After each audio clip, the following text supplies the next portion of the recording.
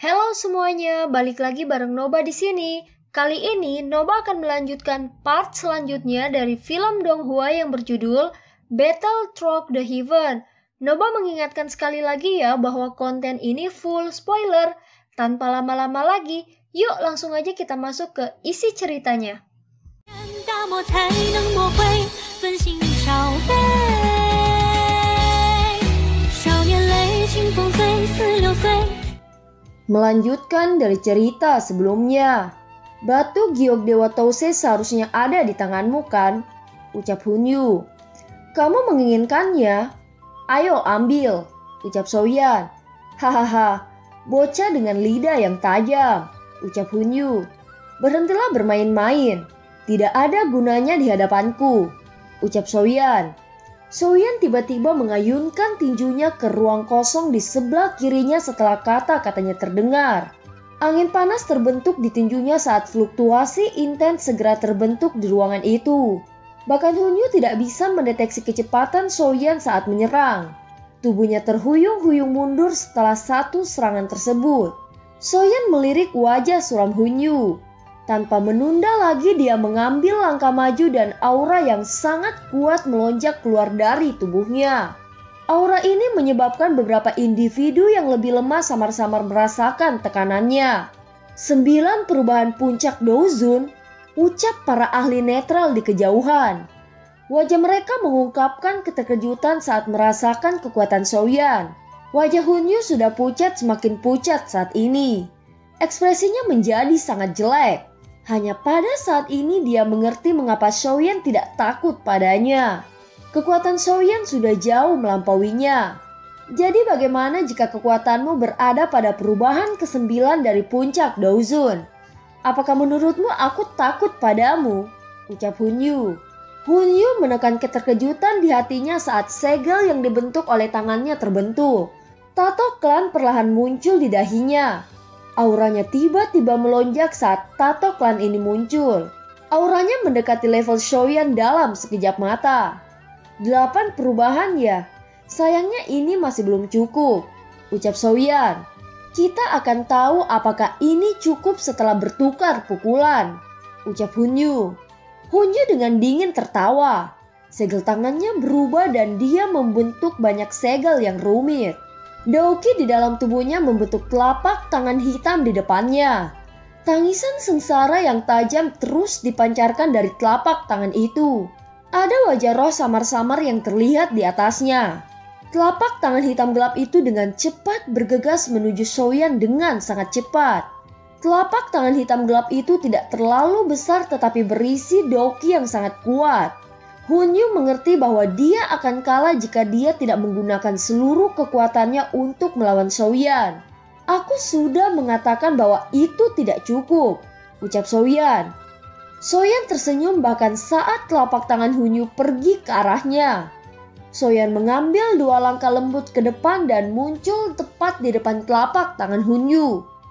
Api panas keluar dari tangan Soyan dan akhirnya menghancurkan telapak tangan hitam pekat itu. Telapak tangan hitam meledak di depan mata semua orang yang tercengang. Apakah ini anggota klan Hun yang dikabarkan salah satu dari kedua generasi paling berbakat? Sungguh mengecewakan, ucap Soyan. Soyan, kamu tidak boleh terlalu sombong, ucap Hunyu. Soyan tersenyum ketika dia mendengar itu. Tangan Soyan tiba-tiba terayun dan sekelompok besar api panas keluar. Nyala api membentuk tangan api setinggi 1000 kaki yang meraih Hunyu dengan kecepatan seperti kilat. Hunyu mengatupkan giginya, kabut hitam melonjak dari tubuhnya sebelum berubah menjadi banyak binatang kabut hitam yang ganas. Mereka berteriak dengan liar saat mereka menerkam ke arah tangan api besar itu. Ketika binatang kabut hitam ganas bertabrakan dengan tangan api, mereka semua meledak menjadi asap dalam sekejap. Hahaha. Keras kepala, ucap Soyan. Soyan melambaikan lengan bajunya dan tangan api besar itu tiba-tiba melintas. Itu berada di atas kepala Hunyu ketika muncul berikutnya dan dibanting dengan kejam. Karena dia tidak bisa mengelak, kabut hitam yang menempel di sekujur tubuhnya tersebar saat angin panas dan kuat mengalir ke dalamnya. Daoki dalam tubuh Hunyu tidak punya waktu untuk membentuk pertahanan melawan angin yang sangat panas dan liar ini. Tubuhnya secara paksa terkoyak oleh panas yang tidak biasa itu. Ekspresinya memucat saat seteguk darah segar berwarna merah terang dimuntahkan. Tubuhnya juga melesat ke belakang dan mendarat di tanah. Setelah mengirim Hunyu terbang dengan telapak tangan, Soyan melirik medan pertempuran yang tidak jauh dan meluncurkan serangan ke area itu. Beberapa pukulan dilemparkan ke udara dan angin yang menakutkan menembus ruang kosong menabrak tubuh beberapa ahli klan Hun dan suku Heaven Demon Phoenix. Kekuatan yang kuat itu menyebabkan orang-orang terbang kembali. Perubahan tak terduga ini menyebabkan Jiu Feng mengalihkan pandangannya dan melihat Hunyu terbaring di tanah. Hunyu benar-benar telah dihabisi secepat ini, ucap Jiu Feng. Ketakutan muncul di dalam hati Jiu Feng. Bahkan dia tidak dapat mengalahkan Hunyu dalam waktu yang singkat. Namun Hunyu muncul seperti anjing mati dalam waktu kurang dari 10 menit di tangan Soyan. Apakah kamu berencana untuk bertarung secara pribadi? Tanya Soyan. Wajah Jiu Feng berubah, tetapi dia tidak mengatakan apa-apa. Hunyu dikalahkan dengan sangat menyedihkan, apalagi tentang dia. Situasi hari ini tidak ada harapan. Bocah ini sudah menjadi sangat kuat. Hanya tetua agung dalam suku yang bisa menghabisinya, ucap Jiu Feng. Soyan melirik Hunyu di kejauhan yang sedang berjuang untuk berdiri. Keinginan membunuh melonjak di dalam hatinya. Dia dan klan Hun adalah musuh yang tidak akan beristirahat sampai pihak lain mati.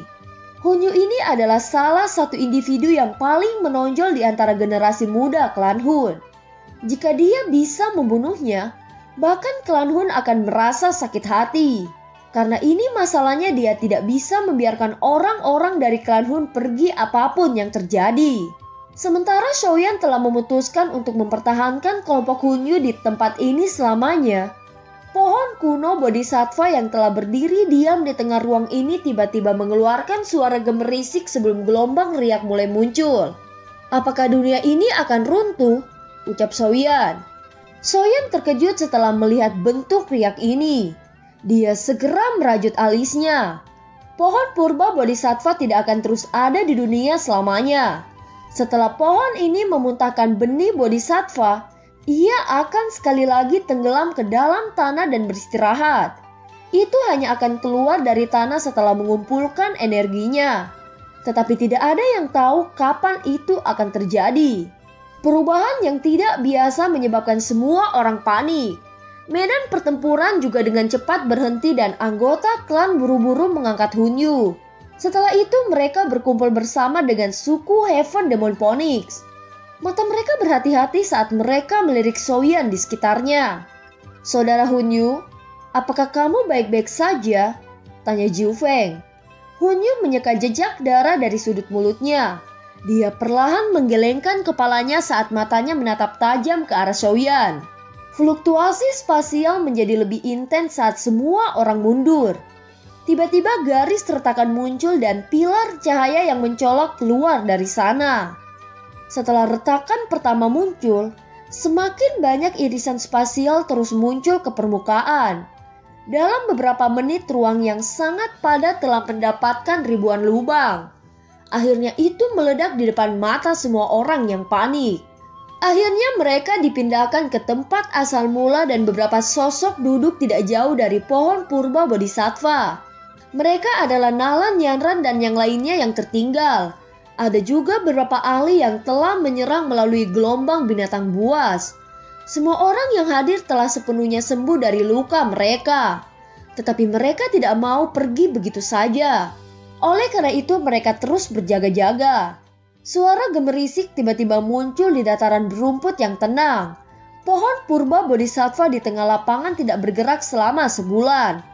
Tetapi tiba-tiba ia mulai mengeluarkan cahaya zamrud yang menyilaukan.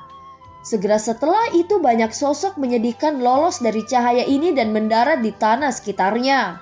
Adegan tiba-tiba ini menyebabkan semua orang terkejut. Kegembiraan liar muncul saat kelompok Nalan Yanran buru-buru berdiri. Mata mereka dengan senang hati melihat sosok di kejauhan. Kami akhirnya keluar, ucap kelompok Gukingyan. Mereka merasakan kegembiraan karena selamat dari bencana. Ilusi menakutkan itu tetap teringat di pikiran mereka setelah waktu yang lama. Soyeon dengan lembut menghembuskan nafas. Transformasinya adalah yang terbesar selama 1 bulan ini. Meskipun baru sebulan di mata orang lain, dia telah mengalami 100 reinkarnasi. Pohon purba bodhisattva mulai bergetar setelah orang terakhir dilempar keluar. Sebuah cahaya melingkar dilepaskan dari bawah pohon kuno bodhisattva. Tanah tampak berubah menjadi cair karena cahaya ini. Dan pohon purba bodhisattva perlahan memasuki bumi melalui cairan ini. Ekspresi banyak orang berubah saat melihat pohon purba bodhisattva memasuki tanah. Hati mereka dipenuhi dengan ketidakpuasan. Bahkan seorang elit Daoseng tidak akan dapat menemukan pohon kuno bodhisattva setelah berada di bawah tanah. Dengan kata lain, saat berikutnya seseorang dapat melihat pohon purba bodhisattva adalah ketika pohon itu muncul lagi di dunia. Mungkin ribuan tahun ke depan. Sayangnya kami tidak menemukan hati bodhisattva, ucap Gukingyan. Gukingyan meratapi saat dia melihat pohon bodhisattva kuno perlahan tenggelam ke dalam tanah. Soyeon yang telah mendengar kata-kata ini tersenyum. Tangannya dengan lembut mengusap bagian dadanya di mana jantung sebening kristal berada.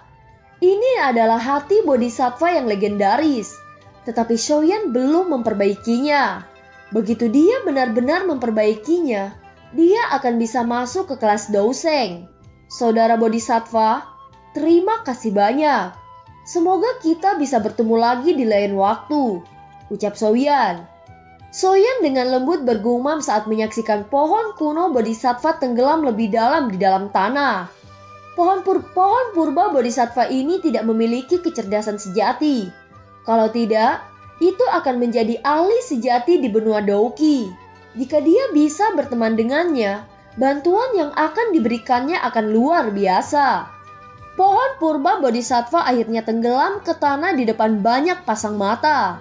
Setelah jejak terakhir dari cahaya zamrud menghilang, dataran rumput ini sekali lagi menjadi kosong. Soyeon dengan lembut menghela nafas dalam hatinya saat dia melihat pohon kuno bodhisattva benar-benar menghilang. Dia baru saja akan berbicara ketika ekspresinya tiba-tiba berubah. Ruang di sekitarnya tiba-tiba menjadi terdistorsi. Itu seperti sebuah penjara telah menyegel mereka. Distorsi ruang yang intens menyegel seluruh area ini. Fluktuasi spasial apapun tidak dapat merembes keluar darinya. Ekspresi Soyeon gelap dan dingin saat dia menoleh. Dia melihat ke arah asal fluktuasi spasial ini dan melihat sosok ilusi besar Heaven Phoenix berkeliaran di langit di belakang Jiu Feng. Seluruh langit diselimuti oleh surga Phoenix yang ilusi ini. Riak spasial dari sebelumnya datang dari tubuhnya. Sepertinya kepala suku berikutnya dari suku Heaven Demon Phoenix akan menjadi peran penting, ucap Jiu Feng. Senyum dingin muncul di wajah Hunyu saat melihat ini. Tangannya diayunkan dan menghancurkan token giok spasial. Setelah spasial menyebar, terlihat ruang membentuk lubang hitam di area itu. Semua orang yang hadir mengungkapkan perubahan mendadak pada ekspresi mereka setelah merasakan aura mengerikan yang menyebar. Banseng elit, ucap Soyeon. Ekspresi Soyeon serius. Orang-orang sialan ini telah berencana memanggil para ahli dari klan mereka. Kita tidak boleh membiarkan mereka berhasil, ucap Soyeon. Kilatan dingin berkedip di mata Soyeon. Dia melambaikan tangannya dan nyala api keluar dari lengan bajunya. Itu berubah menjadi binatang api ganas yang bergegas menuju celah spasial dengan kecepatan seperti kilat. Tetapi sebelum bisa meledak, sebuah tangan tiba-tiba terulur dari celah spasial dan meraih api dan kabut hitam melonjak. Hunyu, tidak terduga bahkan kamu tidak bisa menghabisi bocah dari klan Sio, ucap sosok yang baru saja muncul itu. Setelah itu seorang lelaki tua berpakaian putih keabu-abuan perlahan keluar dari celah dan muncul di depan mata semua orang.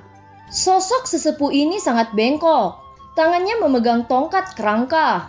Kedua matanya memancarkan cahaya hijau yang dipancarkan. Sesuatu terjadi. Kalau tidak, Aku tidak akan menggunakan token giok spasial ini. Dia berlatih selama sebulan di bawah pohon kuno Bodhisattva dan kekuatannya telah melonjak ke tahap 9 dari kelas puncak Daozun. Selain itu, dia masih memiliki beberapa benih Bodhisattva di tangannya. Penatua Gu, Anda harus campur tangan untuk berebutnya, ucap Hunyu. Orang tua bernama Penatua Guiyao itu sedikit terkejut setelah mendengar ini. Matanya yang berisi cahaya hijau mendarat di Shouyan. Senyum aneh muncul di wajahnya. Tidak terduga bahwa bocah ini telah menemukan keberuntungan seperti itu, ucap Guiyao. Shouyan mengerutkan kening saat berhadapan dengan mata Guiyao. Dia perlahan mengembuskan nafas. Sepertinya dia akan melawan Banseng yang asli hari ini. Bajingan ini telah memanggil seorang ahli dari klan mereka, ucap Guhua. Ekspresi Gu Qingyang juga relatif suram. Dia mengepalkan tangannya dan sebuah token giok muncul di depannya. Akhirnya dia menghancurkannya. Tetapi dia terkejut bahwa tidak ada fluktuasi spasial yang muncul meskipun telah menghancurkan gulungan spasial. Tidak ada gunanya. Ruang di sini telah disegel oleh sosok ilusi Heaven Phoenix yang dipanggil oleh Jiu Feng. Tanpa izinnya fluktuasi spasial tidak akan ditransmisikan, ucap Sun Er. Ada beberapa anggota generasi muda dari klan Gu juga ya, ucap Guiyao. Penatua Guiyao, jangan buang waktu dengan mereka. Situasi mungkin berubah jika hal-hal telah tertunda. Kita harus menangkap Shouyan terlebih dahulu, ucap Hunyu. Kamu harus berhenti menekanku, ucap Guiyao. Meskipun dia berbicara seperti ini, dia mengangkat tongkat di tangannya dan perlahan-lahan melangkah di udara. Beberapa bayangan muncul saat dia muncul tidak jauh dari Shouyan. Wajah seperti kerangka itu mengungkapkan senyum yang sangat ganas ketika dia berkata, "Tidak terduga bahwa klan Shio dapat menghasilkan seseorang sepertimu setelah kehabisan garis keturunannya. Betapa tak terduganya. Cukup banyak ahli dari klan Hun kami telah mati di tanganmu. Namamu cukup terkenal di klan Hun kami. Saya yang lama dikenal sebagai Guiyao. Tentu saja kamu juga dapat memanggil saya sebagai Tianzun kedua. Mungkin kamu sedikit lebih akrab dengan gelar yang telah saya pegang selama beberapa waktu. Meskipun karena saya telah maju ke kelas Banseng, saya lebih suka orang lain memanggil saya Saint Guiyao, ucap Guiyao. Kelopak mata Shouyan berkedut. Orang tua ini sebenarnya adalah Tianzun kedua dari Aula Jiwa. Ini benar-benar kasus keberadaan yang terkuat dalam hal yang disebut Tianzun. Dia bertanya-tanya seberapa kuat Tianzun pertama. Hati Shouyan tanpa sadar tenggelam ketika dia memikirkan Tianzun pertama. Kekuatan klan Hun ini memang sangat hebat dan tak terduga. Jika seseorang tidak memiliki kekuatan Dao Sheng, akan sulit untuk melindungi diri sendiri saat bertarung dengan mereka. Jika masalah ini selesai, aku akan segera memurnikan hati Bodhisattva.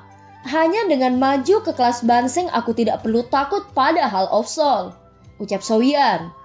Baiklah, perkenalannya sudah selesai. Sudah lama sekali saya tidak banyak bicara. Anak muda dari klan Shio, apakah kamu akan kembali bersamaku ke klan Hun atau akankah kita bertarung? Ucap Guiyao. Ekspresi Shouyan sedingin es. Tubuhnya bergetar dan sepasang sayap tulang hijau merah menyebar di belakangnya. Mata para anggota dari suku Heaven Demon Phoenix berkedut ketika mereka melihat sayap tulang ini muncul. Mereka bisa merasakan perasaan yang akrab. Sun Er, bisakah kamu memblokirnya sebentar? Ucap Shouyan. Sun Er perlahan mengangguk. Tubuhnya yang indah bergerak saat dia muncul di depan Shouyan. Tato klan berwarna-warni dengan cepat muncul di dahinya yang mulus. Pada saat yang sama aura Sun Er tiba-tiba melonjak saat nyala api kemasan memenuhi kedua matanya. Hati-hati, ucap Shouyan. Setelah Shouyan mengatakan itu tubuhnya ditarik ke belakang. Dia melambaikan tangannya dan 5 kelompok api muncul di depannya. Tampaknya Shouyan mengerti bahwa dia perlu melepaskan serangan terkuatnya jika dia ingin benar-benar mengalahkan Guiyao ini. Apakah kamu akan menggabungkan api surgawi lagi? Ucap Guiyao. Wajah keriput Guiyao berkedut saat melihat Shouyan mundur. Dia telah mendengar tentang kemampuan Soyeon untuk menggabungkan api surgawi dari beberapa anggota klan Hun. Justru karena penggabungan inilah para ahli dari klan Hun itu akhirnya kembali dengan kegagalan. Saya benar-benar penasaran untuk mengetahui apakah kekuatan penggabungan api surgawi milikmu ini benar-benar menakutkan seperti yang dikatakan rumor, ucap Guyao. Mata Guyao menatap Sun-er dari jarak yang cukup dekat. Senyum muncul di wajahnya ketika dia berkata, Sun-er dari klan Gu, pemilik garis keturunan dewa dan dikabarkan sebagai orang dengan garis keturunan paling sempurna di klan Gu. Potensimu cukup bagus, tetapi kamu saat ini bukan tandinganku, ucap Guyao. Kalimat terakhir Guyao baru saja terdengar ketika tubuhnya menghilang secara aneh. Ekspresi Sun-er berubah saat melihatnya bergerak.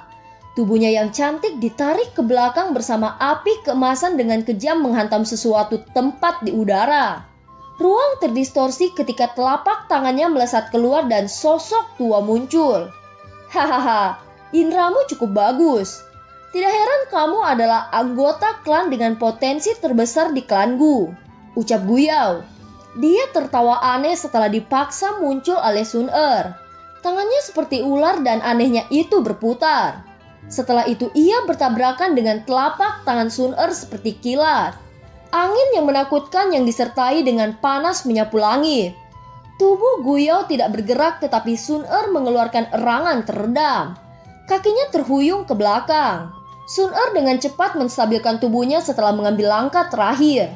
Tangannya disatukan membentuk banyak segel yang rumit. Api keemasan terang meletus dari tubuhnya ke segala arah saat segel ini terbentuk. Melihat nyala api terang yang tiba-tiba meletus dari Sun-er, ekspresi terkejut juga melintas di wajah Guyao. Golden Emperor Burning Flame ya, api warisan klan Gu yang menempati peringkat keempat di peringkat api surgawi. Tidak disangka gadis kecil sepertimu bisa menaklukkannya, ucap Guyao. Api emas berlama-lama di atas tanah, tampaknya telah menyalakan langit pada saat ini. Golden Emperor Burning Flame berada di peringkat keempat di peringkat api surgawi. Meskipun api surgawi ini tidak semisterius api teratai iblis pemurni, itu terkenal pada zaman kuno. Selain itu, api surgawi semacam ini adalah warisan dari klan Gu. Tetapi jarang ada yang bisa menaklukkannya. Oleh karena itu, Guyao sedikit terguncang ketika dia mengenali nyala api ini. Soyeon merasakan fluktuasi api yang intens dari langit yang jauh. Hatinya bergetar. Dia sudah menebak ini sejak lama. Tetapi Sun-er jarang melepaskan api surgawi pembakaran kaisar emas. Karenanya dia tidak pernah mengkonfirmasi tebakannya. Memang layak bagi klan Gu untuk memiliki warisan misterius seperti api surgawi ini, ucap dalam hati Soyeon. Soyeon dengan cepat memusatkan pikirannya saat pikiran ini tertinggal di dalam hatinya.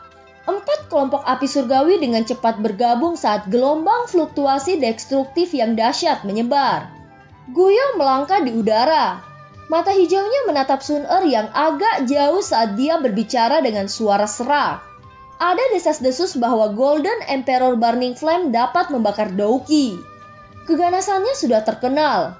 Hari ini orang tua ini akan melihat apakah itu seperti yang dideskripsikan oleh rumor, ucap Guyao. Kabut hitam tiba-tiba melonjak dari tongkat kerangka di tangannya setelah kata terakhirnya terdengar. Dalam sekejap mata kabut hitam ini menembus langit. Energi yang sangat gelap dan dingin tersembunyi di kabut hitam ini. Kabut dengan cepat diaglomerasi menjadi kerangka hitam besar di bawah kendali Guyao. Itu berdiri di langit seperti kerangka ilahi kejahatan. Kabut hitam pekat keluar dari tubuhnya saat tekanan dingin menyapu. Raja kerangka kegelapan. Dia sampai memanggil benda ini saat dia mulai bertarung. Tampaknya penatua Guyao cukup takut dengan apa yang disebut Golden Emperor Burning Flame, ucap Hunyu. Kerangka hitam ini adalah keterampilan Dao kelas rendah kelas Tian yang langka. Seseorang akan dapat menggunakan Douki dan energi sekitarnya untuk membentuk raja kerangka setelah menguasainya. Raja kerangka ini sekeras logam dan kebal terhadap api dan air. Selain itu, setiap bagian tubuhnya mengandung energi yang sangat gelap dan dingin. Jika seorang ahli biasa terkena kegelapan ini, tubuh ahli itu mungkin terlihat baik-baik saja, tetapi jiwa mereka akan terkikis. Oleh karena itu hal ini bisa dianggap cukup kejam dan sadis. Dengan kekuatan Banseng Guiyao saat ini, kerangka hitam yang dia panggil setelah melepaskan skill Do ini dengan seluruh kekuatannya sangatlah kuat. Bahkan beberapa ahli yang telah mencapai kelas Banseng harus berhati-hati dalam menghadapi hal besar ini. Dengan demikian orang bisa tahu betapa merepotkannya Raja Kerangka Hitam itu. Guiyao mengarahkan tongkat kerangka itu ke Sun dari jauh setelah memanggil kerangka hitam besar itu. Dia mengambil langkah melintasi langit dan muncul tidak jauh di depan Sun. Telapak tangan kerangka itu dengan mudah merobek ruang dan dengan kejam menghantam kepala Sun. Sun tidak berani meremehkan serangan ganas dan sangat kuat dari kerangka itu. Sosoknya yang cantik dengan cepat ditarik kembali. Pada saat yang sama sekelompok api emas tiba-tiba melonjak keluar dari tubuhnya.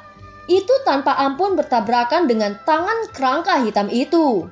Suara mendesis yang tajam meletus ketika keduanya bertabrakan. Dingin yang ekstrim dan panas yang ekstrim saling terkait. Kabut putih yang memuakan naik dan menyebar. Tangan keriput Guiyao terkepal dan tangan kerangka besar itu juga terkepal. Seseorang bisa mendengar suara retakan saat nyala api emas itu hancur. Sun menyatukan alisnya setelah serangan balasannya dengan mudah dihancurkan. Seorang elit Banseng memang sangat kuat. Meskipun dia memiliki bantuan dari Golden Emperor Burning Flame, dia hanya mampu melindungi dirinya sendiri. Untungnya tugas Sun bukanlah mengalahkan Guiyao. Sebaliknya tujuannya adalah untuk menunda dia. Tubuh halus Sun dengan cepat ditarik ke belakang. Tangannya membentuk banyak segel misterius. Nyala api keemasan yang berlama-lama di langit tiba-tiba mulai bergoyang. Selusin ditambah pilar api emas diayunkan dan jatuh dari langit. Pilar api menyebar dan bergabung satu sama lain. Itu tampak seperti jaring ikan yang terbuat dari api yang menghubungkan langit dan tanah. Menjebak kerangka hitam besar dalam prosesnya. Di sisi lain, tinju kerangka hitam yang berisi kabut gelap dingin dengan kejam menghantam tirai api. Wajah Sun muram. Segel yang dibentuk oleh tangannya berubah saat pilar api emas yang tak terhitung jumlahnya melesat keluar dari formasi. Akhirnya itu menembak ke dalam kerangka besar yang berdekatan. Suhu yang menakutkan menyebabkan udara di dalam formasi besar menyala. Api emas dengan ganas dan liar membakar kerangka hitam besar itu. Ekspresi kebanyakan orang yang hadir berubah ketika mereka melihat nyala api keemasan yang tampaknya telah menyebar ke setiap sudut formasi besar. Bahkan dengan isolasi formasi besar, mereka masih bisa merasakan betapa menakutkannya suhu di dalamnya. Kabut hitam di sekitar kerangka hitam besar dengan cepat menghilang karena api emas yang membakar secara liar ini. Beberapa tulang bahkan menjadi buram pada saat ini. Terlepas dari seberapa kuat Guiyao, tidak mungkin baginya untuk sepenuhnya mengabaikan api surgawi peringkat 4. Guiyao mengerutkan alisnya ketika dia melihat kerangka hitam berjuang di dalam formasi api. Jika Sun tidak memiliki Golden Emperor Burning Flame, dia tidak akan mampu memaksa kerangka kegelapan ke dalam keadaan seperti itu terlepas dari Douki yang dia gunakan. Memang layak menjadi Golden Emperor Burning Flame. Meskipun api surgawi sangat kuat, kamu tidak dapat melepaskan potensi penuhnya dengan kekuatanmu. Ada desas-desus bahwa pemilik pertama dari Golden Emperor yang legendaris ini dapat membakar dunia yang diciptakan oleh seorang elit Douseng, ucap Guiyao. Mata Guiyao berkedip saat tangannya yang keriput membentuk segel yang aneh. Pada saat yang sama suara mengaum keluar dari mulutnya. Kerangka hitam besar di lautan api emas tiba-tiba bergetar setelah teriakan Guiyao terdengar. Gelombang demi gelombang kabut hitam melonjak keluar dari tubuhnya ke segala arah. Jeritan menyedihkan bergema di langit. Jika seseorang melihat dengan hati-hati, seseorang akan menemukan bahwa kabut hitam itu dibentuk oleh jumlah jiwa yang tak terhitung. Jiwa yang tak terhitung jumlahnya menyembur keluar. Mereka tiba-tiba meledak saat bersentuhan dengan api emas. Kekuatan dari peledakan diri dari sejumlah besar jiwa menyebabkan bahkan lautan api emas meledak. Saat ini terjadi tubuh kerangka hitam tiba-tiba menyusut. Dalam sekejap mata itu telah berubah dari 10.000 kaki menjadi 100 kaki. Meskipun tubuhnya telah menyusut, kerangkanya menjadi lebih gelap. Energi gelap dan dingin yang menakutkan perlahan menyebar dari tubuh kerangka itu.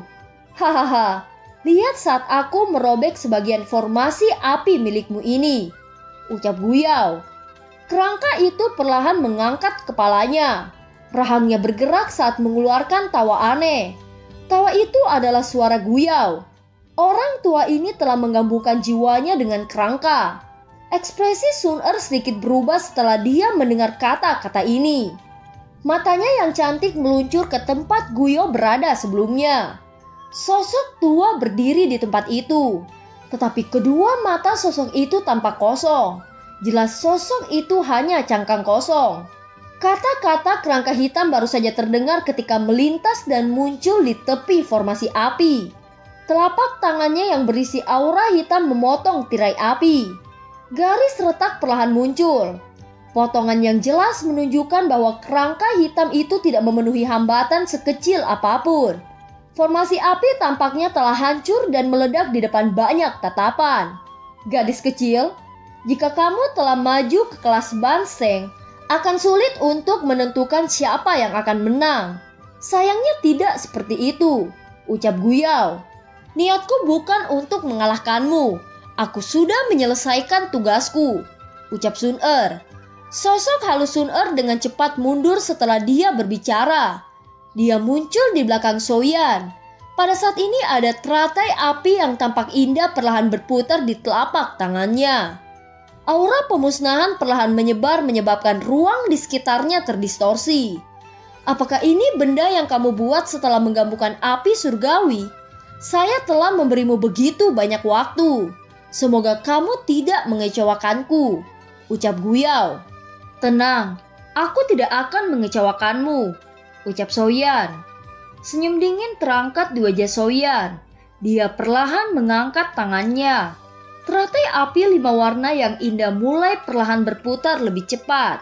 Sun Er, kamu harus mundur dulu, ucap Soyan. Kekuatan destruktif dari teratai api pemusnahan benar-benar terlalu menakutkan. Bahkan dia tidak akan bisa menahannya jika dia berdiri terlalu dekat. Soyan Gege, kamu harus berhati-hati, ucap Sun Er. Kita juga harus mundur lebih jauh, ucap Gu Qingyan. Gu Qingyan memimpin semua orang untuk menarik jarak yang lebih jauh. Soyan, ini mungkin pertama kalinya kamu bertarung dengan elit Banseng kan? Kalau begitu, izinkan saya yang lama untuk memberitahumu perbedaan antara Daozun dan Daoseng, ucap Guyao. Soyan samar-samar tersenyum. Dia menjentikan jarinya dan api teratai pemusnahan di tangannya tiba-tiba mulai berputar lebih cepat. Sesaat kemudian tiba-tiba berubah menjadi bola bercahaya yang melesat jauh dari telapak tangannya. Tidak ada suara yang dipancarkan saat itu terbang. Tetapi kemanapun ia lewat, ruang apapun di sekitarnya akan runtuh. 2 kelopak cahaya merah di dalam mata kerangka itu menyala. Uap hitam perlahan keluar dari tubuhnya. 10.000 armor tulang jiwa, ucap Guyao. Setelah suara serak tua ditransmisikan dari mulut kerangka hitam, gelombang demi gelombang kabut hitam pekat tiba-tiba mulai meletus dari tubuhnya ke segala arah. Kabut hitam itu jelas dibentuk oleh banyak tubuh spiritual. Terdengar jeritan menyedihkan telah bergema di langit. Semua jiwa ini mulai menempel pada tubuh kerangka saat mereka muncul. Cahaya hitam melonjak dan pelindung tulang dengan kilau hitam akhirnya muncul di sekitar tubuh kerangka itu. Fragmen tulang ini memiliki banyak wajah ganas. Soyan, diri tua ini akan melihat apakah lotus api milikmu itu yang diklaim sangat kuat oleh orang-orang yang tidak berguna itu mampu menghancurkan 10.000 armor tulang jiwa milikku, ucap Guyao. Suara serak saing Guyao baru saja terdengar ketika teratai api tiba-tiba datang. Itu bertabrakan dengan pelindung tulang besar di depan tatapan. Padang rumput menjadi sunyi begitu tabrakan terjadi. Keheningan ini hanya berlangsung sesaat sebelum ledakan yang menggetarkan jiwa terjadi. Badai api berukuran 10.000 kaki tiba-tiba menyebar dari titik tabrakan. Semua orang bisa melihat tanah dalam radius 10.000 kaki terkelupas dengan kecepatan yang terlihat dengan mata. Retakan besar terus menyebar dari bawah tanah, tampak seolah-olah gempa telah terjadi. Kepucatan muncul di wajah semua orang yang hadir saat mereka menyaksikan badai pemusnahan menyapu langit. Jiu Feng, Hunyu, dan kelompok mereka yang lain menunjukkan ekspresi yang sangat jelek. Tak satupun dari mereka yang bisa membayangkan bahwa Shoyan mampu melepaskan serangan yang begitu menakutkan. Ledakan lotus api pada tingkat ini adalah sesuatu yang bahkan tidak dapat dicapai oleh keterampilan Do tingkat menengah kelas Tian biasa. Badai api yang merusak memancar di langit. Sosok ilusi besar Heaven Phoenix yang melayang di langit juga terkena kekuatan ini. Tubuh besarnya bergetar sebelum mengeluarkan ledakan dan meledak menjadi ketiadaan di mata Jiu Feng yang terkejut. Jiu Feng memuntahkan seteguk darah segar setelah sosok ilusi Heaven Phoenix hancur. Ekspresinya pucat. Jelas dia telah menderita serangan balasan yang mengerikan. Badai api di langit yang dipenuhi dengan riak yang merusak mulai menyapu dengan liar. Para ahli di sekitarnya buru-buru melarikan diri ke kejauhan. Tak satupun dari mereka berani mendekati area di mana api bisa mencapai. Soyan berdiri di langit yang jauh dan menyaksikan badai api yang sangat ekstrim.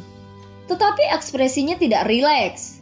Ini adalah pertama kalinya ia bertarung melawan elit Banseng.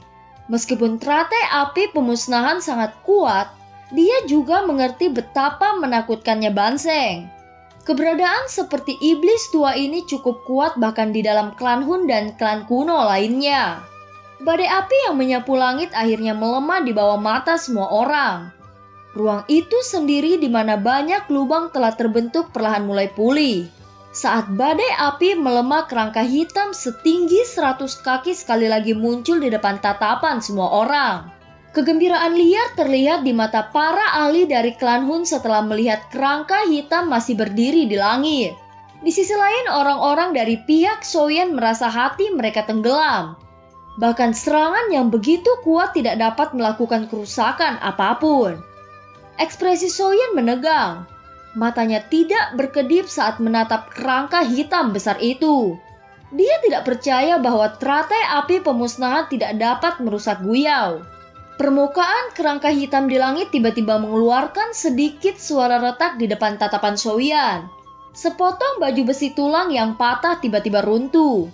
Setelah bagian pertama dari pelindung tulang itu jatuh, semakin banyak fragmen pelindung tulang mulai berhamburan seperti salju. Bahkan retakan dengan cepat mulai muncul di tubuh kerangka hitam yang sangat besar.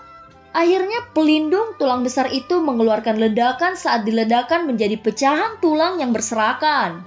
Kegembiraan besar dengan mata orang-orang dari klan Hun dengan cepat terhenti saat melihat pelindung tulang hancur.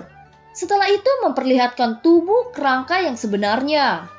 Tubuh kerangka hitam itu yang sekeras logam mulai dipenuhi dengan garis retakan yang padat. Kerangka hitam perlahan berubah menjadi abu yang berserakan dengan angin di depan banyak mata yang tercengang. Tubuh Guyao yang tidak bergerak di kejauhan tiba-tiba memuntahkan seteguk darah ketika kerangka itu berubah menjadi debu. Guyao mengusap bekas darah dari sudut mulutnya. Dia perlahan mengangkat kepalanya dan berbicara. "Baiklah, tidak heran kamu bisa memaksa orang-orang tidak berguna kembali dengan kekalahan. Soyan, kamu benar-benar memiliki beberapa kemampuan. Meskipun kamu melukaiku dengan serius, aku masih akan mengambil nyawa kecilmu itu," ucap Guyao. Suara keras Guyao baru saja terdengar ketika serangan muncul di depannya dengan kecepatan seperti kilat yang membuatnya lengah. Sebuah tinju yang tampaknya terbuat dari emas dengan kejam menghantam kepala Guyao sambil disertai dengan angin yang menakutkan. Serangan seperti kilat yang tiba-tiba ini menyebabkan Guyao merasa sedikit terkejut. Dia dengan paksa menekan luka di dalam tubuhnya saat dia dengan cepat mengayunkan tangannya. Setelah itu tangannya bertabrakan dengan tinju emas yang sangat besar. Tinju itu yang tampaknya terbuat dari emas adalah Soyan yang telah transformasi menjadi tubuh kaca kingkong. Namun kemampuan pembalasan seorang elit Banseng bahkan yang terluka parah cukup menakutkan. Kamu sedikit kurang jika kamu ingin berhasil menyerangku secara diam-diam, ucap Guyao. Matanya gelap dan dingin saat dia melihat sosok manusia emas di kejauhan. Dengan penglihatannya, dia secara alami dapat mengenali Xiaoyan, bahkan Xiaoyan melepaskan skill Do yang mengubah tubuh. Wajah Guyao dipenuhi dengan keganasan. Tidak pernah terfikir olehnya bahwa dia akan terluka parah oleh seorang dari generasi muda. Dia juga mengerti bahwa kali ini dia sedikit sombong. Tangan besar hitam Guyao tiba-tiba meraih Xiaoyan setelah memblokir serangan diam-diam sebelumnya. Namun ruang di belakang Xiaoyan tiba-tiba berfluktuasi saat tangan hitam besar itu membungkusnya. Retakan spasial muncul dan sosok tua yang akrab perlahan berjalan keluar. Suaranya yang samar bergema di seluruh area ini. Guyao, apakah kamu tidak malu untuk menyerang anggota generasi muda terlepas dari statusmu? Ucap Yalao. Guyao terkejut ketika melihat sosok tua ini tiba-tiba muncul. Xiaoyan juga tercengang karena kemunculan Yalao. Dia belum menghancurkan token spasial yang diberikan Yalao kepadanya. Guru, mengapa kamu di sini? Ucap Xiaoyan. Kamu telah tinggal di wilayah kuno terlalu lama dan aku sedikit khawatir. Oleh karena itu saya menemukan waktu untuk bergegas. Tanpa diduga saya telah menemukanmu dalam situasi ini, ucap Yalao. Yalao tersenyum tipis sebelum matanya mengamati aura Xiaoyan. Ekspresi senang muncul saat dia berkata lagi. Kekuatanmu telah meningkat dalam beberapa bulan. Kamu benar-benar melebihi harapan saya, ucap Yalao. Kelompok Sun Er, Cailin, dan Yun Yun di kejauhan menghela nafas lega ketika mereka melihat Yalao muncul. Mata Yalao mendarat di Guyao saat dia perlahan bertanya. Guyao, kamu dianggap sebagai generasi yang lebih tua dengan beberapa reputasi dataran tengah. Bukankah hari ini kamu terlalu tidak tahu diri? Ucap Yalao. Tidak ada yang namanya tidak tahu malu di mata klan Hunku. Kami akan menggunakan semua trik selama kami menyelesaikan misi kami. Ini benar-benar lelucon bagiku untuk mengucapkan kata-kata ini kepada diri tua ini, ucap Guyao. Hahaha, aku sudah lupa tingkat kebobrokan yang bisa kalian lakukan. Menindas anggota generasi muda tidak memamerkan kemampuanmu. Kalau begitu aku akan bertarung denganmu, ucap Yalao.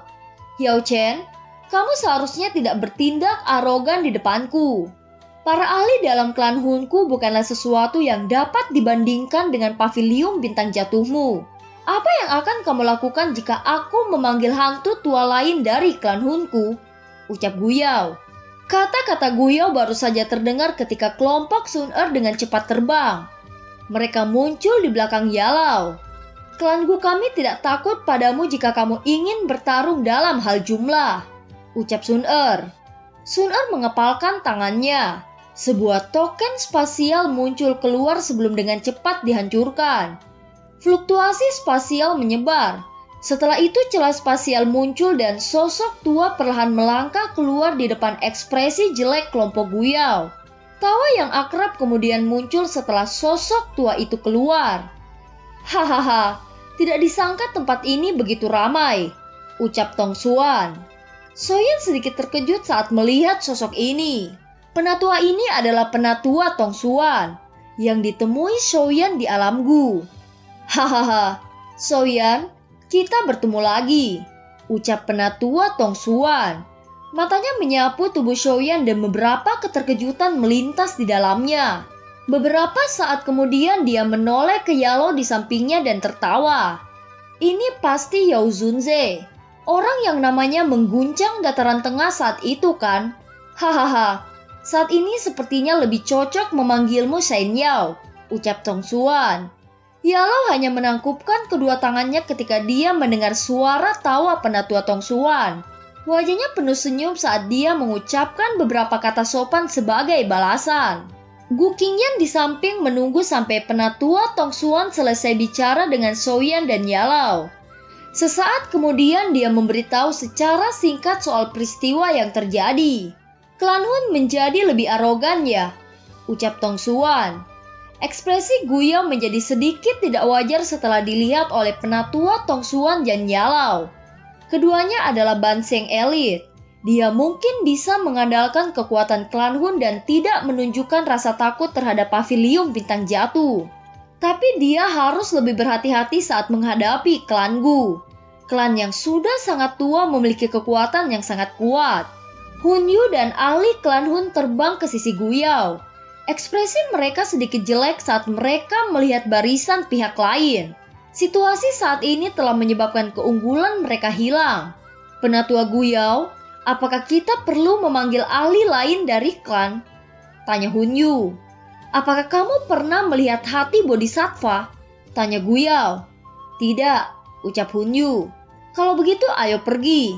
Anggota klan Gu juga ada di sini. Jika kita memanggil ahli lain, mereka juga akan melakukan hal yang sama. Pada saat itu kami pasti akan mengekspos sebagian dari kekuatan kami. Ini tidak akan menguntungkan kita, ucap Guyao. Hati Hun Yu merasa agak enggan ketika mendengar bahwa Guyao berencana untuk menyerah. Tetapi dia juga memahami situasi saat ini.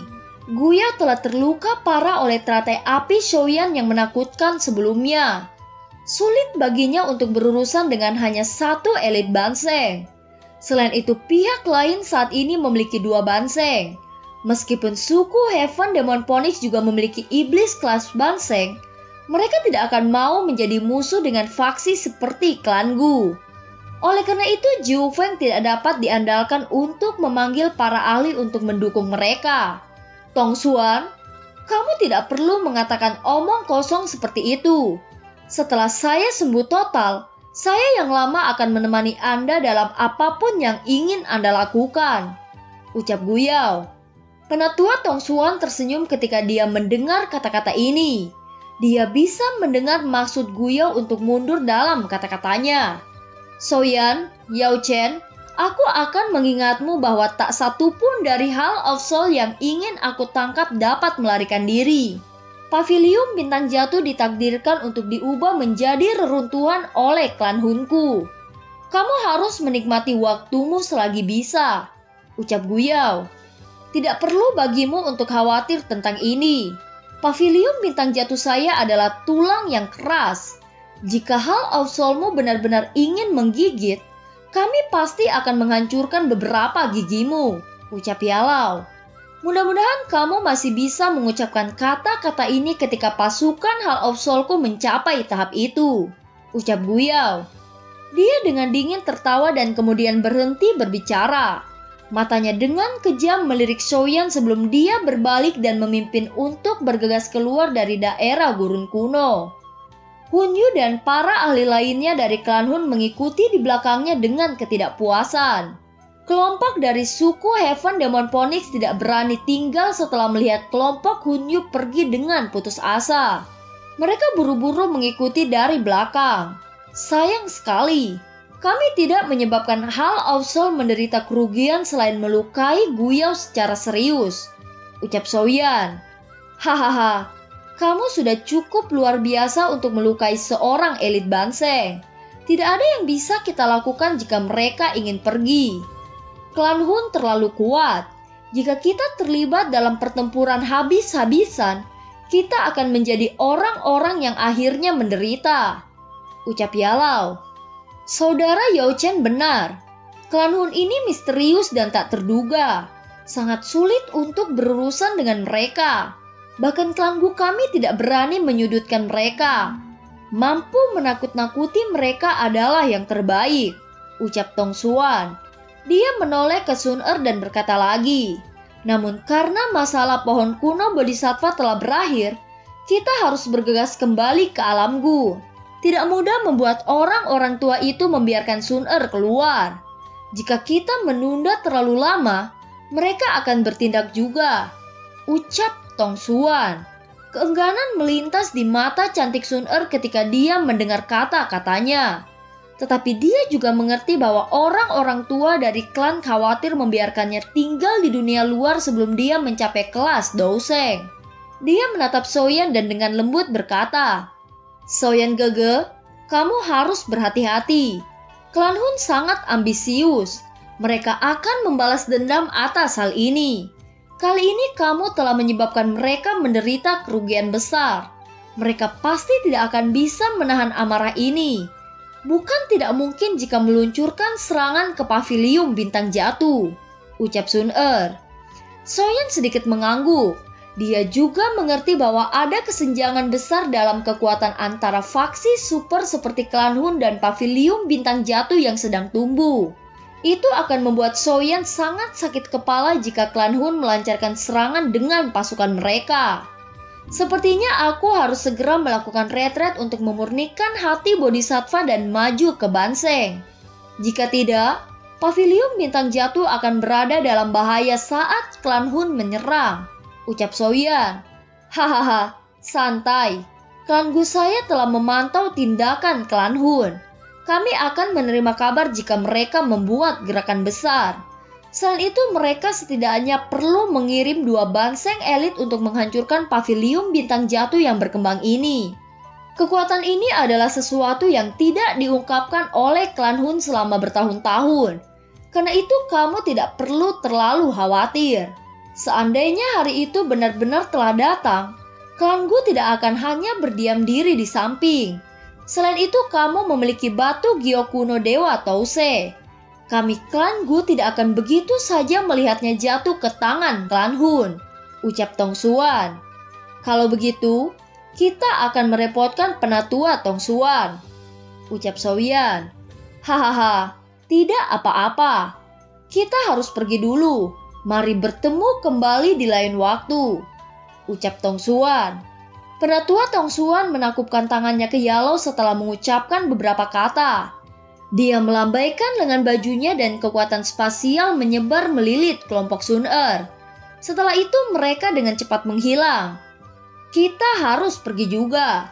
Sekarang saatnya untuk kembali, ucap Soyan.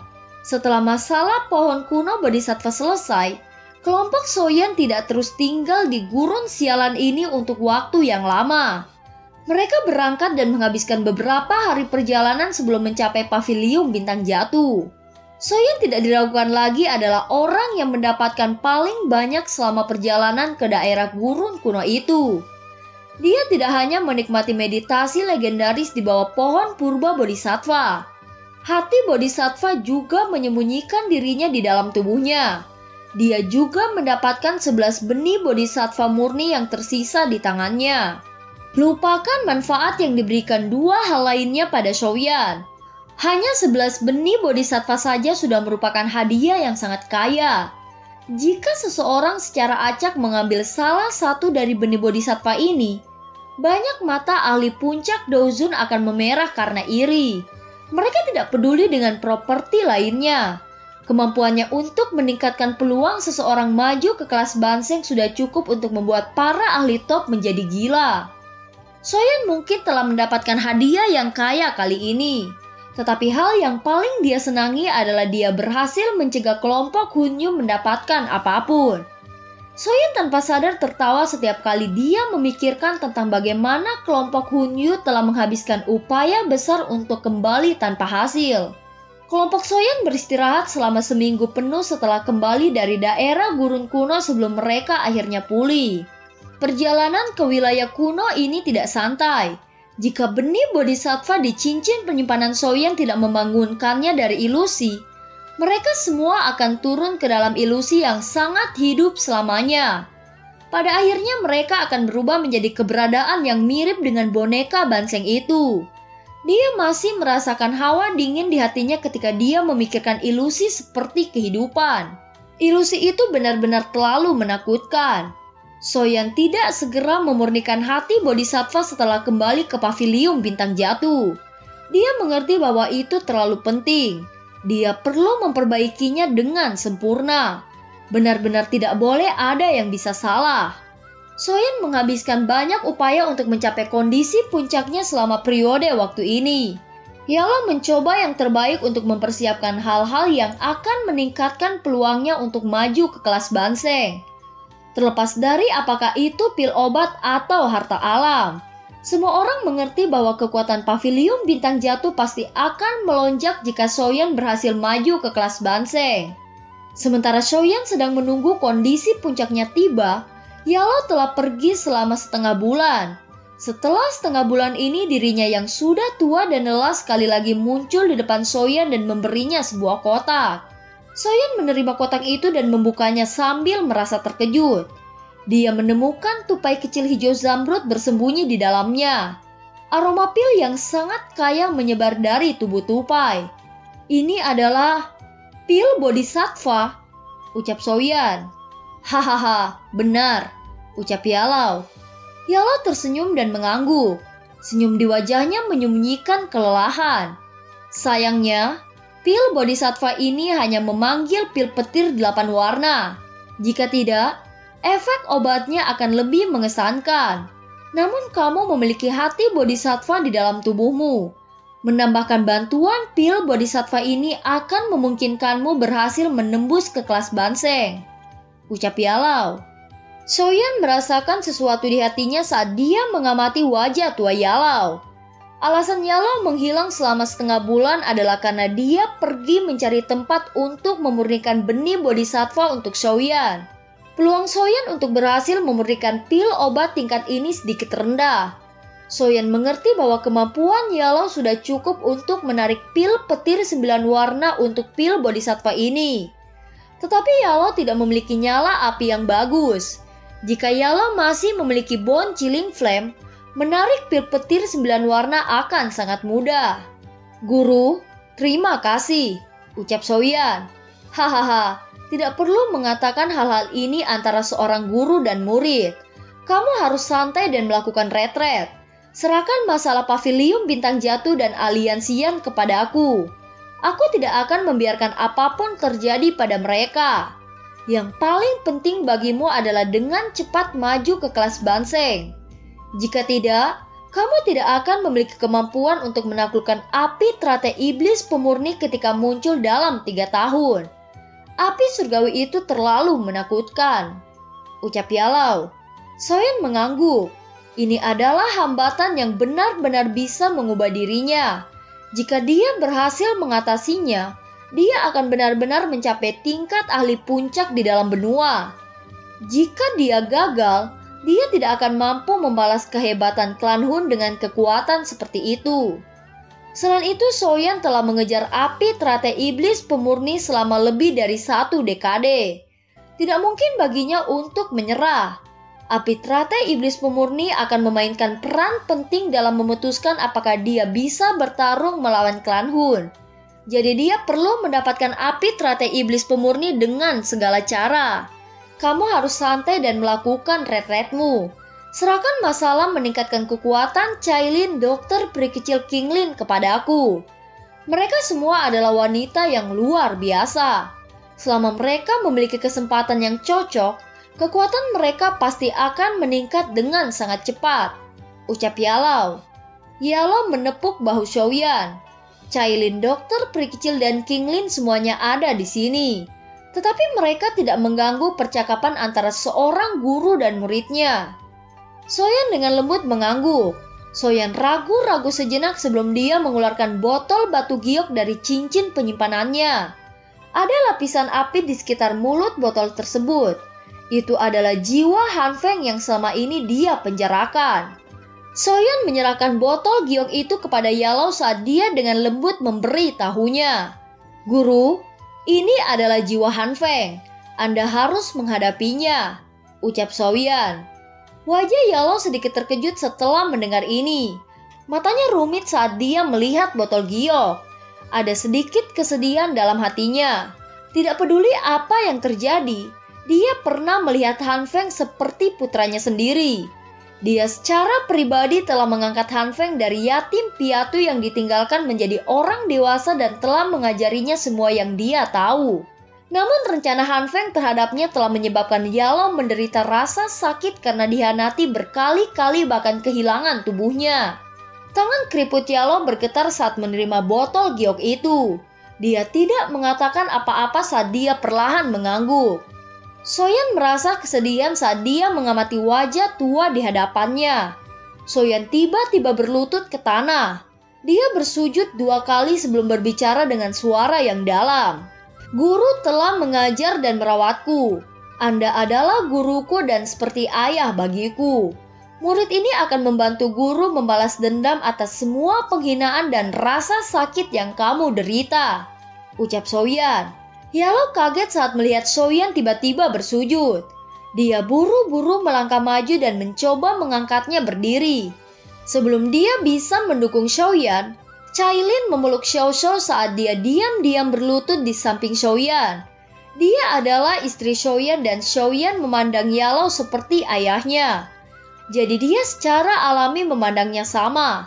Terlepas dari betapa dingin dan keras kepalanya karakternya, dia mengerti bahwa dia harus mendengarkan suaminya. Kamu anak kecil, ucap Yalo. Yalo tak berdaya menggelengkan kepalanya saat matanya menjadi sedikit lembab. Ekspresi sedih di wajahnya telah memucat. Pada saat ini dia mengerti bahwa surga tidak meninggalkannya.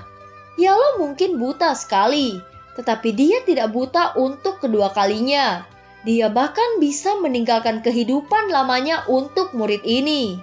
Hormat kepada guru besar, ucap Xiao Xiao. Hahaha, anak yang baik, ucap Yalo.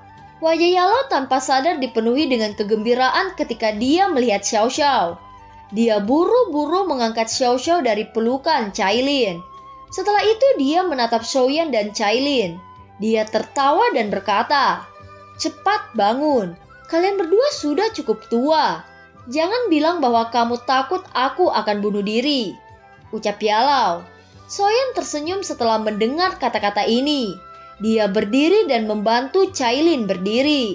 Setelah itu dia memegang kotak batu giok di tangannya.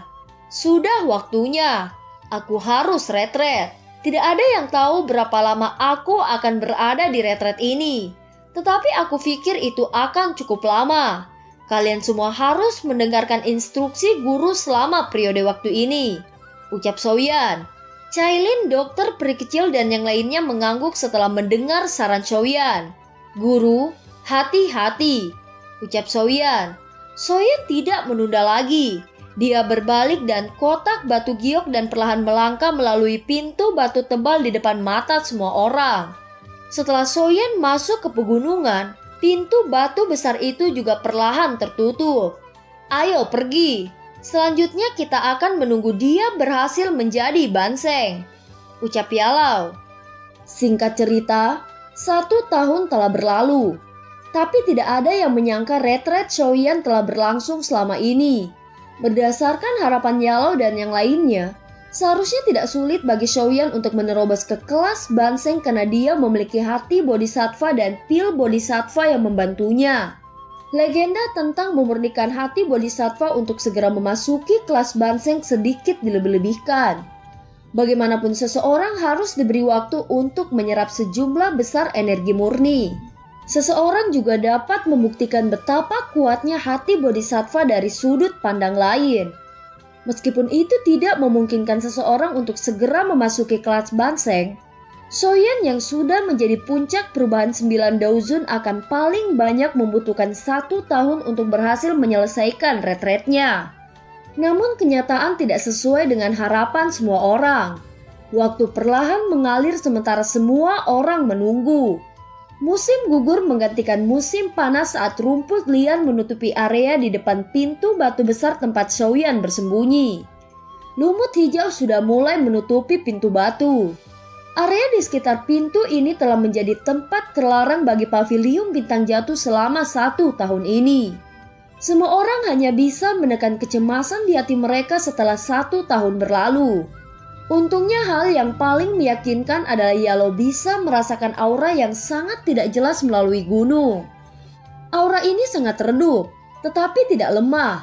Sebaliknya seolah-olah aura itu dalam keadaan transformasi. Mampu merasakan aura berlama-lama itu, Soyan tidak diragukan lagi telah mengurangi kekhawatiran semua orang. Mereka tidak dapat mengganggu Soyan pada saat ini. Oleh karena itu mereka semua hanya bisa khawatir tak berdaya saat mereka diam-diam menunggu.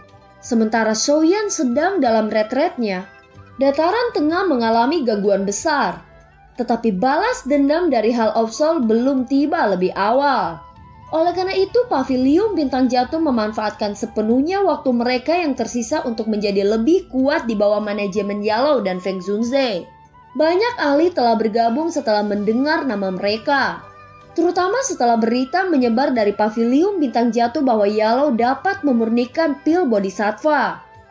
Beberapa dari puncak elit Daozun yang biasanya sangat tidak menonjolkan diri tidak dapat menahan godaan untuk menjadi tetua tamu Paviliun Bintang Jatuh. Godaan dari benih Bodhisattva benar-benar terlalu besar. Para ahli bahkan akan mengorbankan waktu dan kebebasan untuk itu. Tentu saja secara alami tidak mungkin untuk memberikan benih Bodhisattva kepada tetua tamu ini yang datang mencarinya. Para ahli ini juga tidak bodoh. Mereka juga mengerti bahwa tidak ada makanan siang gratis di dunia ini. Oleh karena itu mereka memikirkan cara untuk berkontribusi pada Paviliun Bintang Jatuh. Sehingga akan tiba saatnya ketika mereka dipercaya oleh Yellow dan kemudian dapat diberkati dengan pil Bodhisattva yang dapat mereka gunakan untuk terobosan ke tingkat yang hanya mereka impikan. Di hadapan pengaruh positif ini, kekuatan Paviliun Bintang Jatuh tidak diragukan lagi melonjak. Itu telah menjadi eksistensi yang kuat di dataran tengah yang tidak kalah dengan faksi lama seperti Sekte Langit yang mendalam. Namun ketika kekuatan dan reputasi Paviliun Bintang Jatuh terus tumbuh, Sekte Langit yang mendalam yang telah membentuk dendam dengan Shoyan dan Paviliun Bintang Jatuh tidak dapat tinggal diam. Di masa lalu wilayah Paviliun Bintang Jatuh tidak terlalu besar. Oleh karena itu akan ada sedikit konflik di antara keduanya. Sekte Langit yang mendalam telah mengumumkan bahwa mereka akan membentuk aliansi dengan Lembah Sungai Es. Sekte Langit yang mendalam telah mengumumkan bahwa mereka akan membentuk aliansi dengan Lembah Sungai Es, Paviliun Petir Angin, dan beberapa sekte terkenal lainnya di dataran tengah. Mereka secara terbuka mengumumkan bahwa aliansi tersebut akan diberi nama Aliansi Sungai yang Mendalam. Aliansi ini tidak diragukan lagi memungkinkan kekuatan Sekte Langit yang Mendalam melonjak. Dengan kekuatan itu, Aliansi Sungai Mendalam berani mengumumkan perang. Pertemuan para ahli dari berbagai pihak lain telah membuat Paviliun Bintang Jatuh lengah. Tetapi Yellow dan yang lainnya tidak panik. Sebuah faksi gemuk bukanlah sesuatu yang diinginkan Yellow. Sebaliknya dia menginginkan kelompok elit yang seimbang yang dapat memberikan pukulan fatal bagi musuh manapun. Kekuatan pertahanan kota-kota di dekat pusat telah meningkat. Selain itu, banyak tetua tamu Paviliun Bintang Jatuh secara pribadi membangun lubang cacing untuk menghubungkan semua kota penting secara langsung. Karena itu, kota manapun dapat diperkuat dengan cepat. Ini menyebabkan wilayah Paviliun Bintang Jatuh tidak bisa ditembus. Beberapa serangan dari aliansi Sungai Mendalam mengalami kesulitan mencapai hasil yang bagus. Sebaliknya mereka akhirnya menderita kerugian yang cukup besar karena banyak pertempuran. Kebuntuan ini berlanjut selama beberapa bulan sebelum aliansi Sungai Mendalam tidak punya pilihan lain selain menyerang. Mereka secara bertahap menarik diri. Bagaimanapun mereka telah mencapai efek menunjukkan kekuatan mereka. Mereka tidak ingin benar-benar menjadi musuh dengan Paviliun Bintang Jatuh dan terlibat dalam pertempuran berdarah. Setelah perang besar ini telah berhenti, reputasi Paviliun Bintang Jatuh sekali lagi meledak. Paviliun Bintang Jatuh bisa mengandalkan kekuatannya sendiri untuk melawan aliansi yang terdiri dari Sekte Langit Mendalam, Lembah Sungai Es, dan beberapa faksi lainnya. Ini sangat langka di dataran tengah. Aliansi Sungai Mendalam cukup tertekan oleh ini. Meskipun mereka telah berhasil merebut beberapa wilayah, tampaknya mereka akhirnya mempromosikan Paviliun Bintang Jatuh. Setelah perdamaian sementara terbentuk, dataran tengah menjadi tenang untuk jangka waktu tertentu. Namun kedamaian ini tidak berlangsung lama sebelum badai besar muncul dari beberapa informasi yang dikirim dari sumber yang tidak diketahui.